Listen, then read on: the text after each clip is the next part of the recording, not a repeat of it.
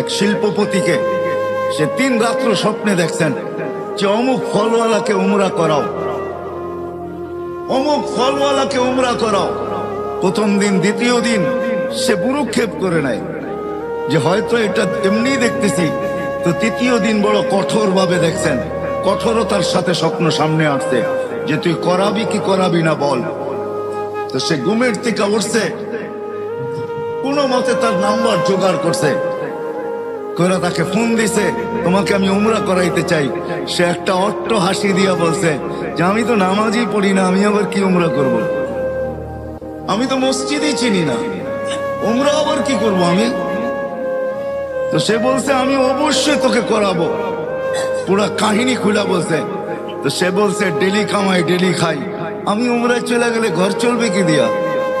তো শিল্পপতি বলছে শুধু তোর খরচ দিব না, তোর ঘরের খরচও দিব, চল তুই। তো বাধ্য হয়েছে যাইতে।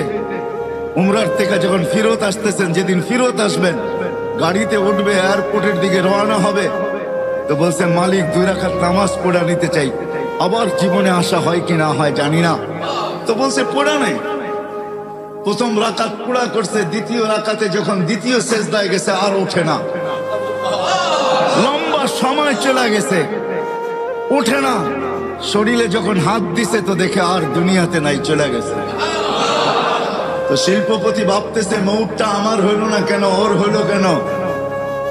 দাফন কাফন করে চলে আসছে। বাড়িতে জিজ্ঞাসা করছে কি কাজ করতো, এর আমল কি ছিল? এত জামাজি পড়তো না, মসজিদই চিনতো না, আবার আমল কিসের? বলছে এরকম মৌত হইলো তো হইলো কি কইরা? কোন সূত্র অবশ্যই থাকবে। বলে সূত্র একটাই আছে, হয়তো হইতে পারে। বলে সেই সূত্র কি? বলে ফল বেচা যখন বিকালে বাজার করে ফিরতো, তো আমাদের প্রতিবেশী এক বিধবা আছে, কিছু এতিম বাচ্চা সাচ্চা নিয়া ঘরের জন্য যা আনতো তাই কিনা নিয়ে আসতো এদের জন্য।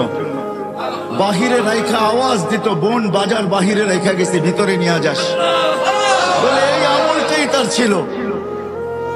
তো শিল্পপতি বলতেছে হ্যাঁ, এই আমলের কারণেই তার এই মৌত। সত্য এটাই।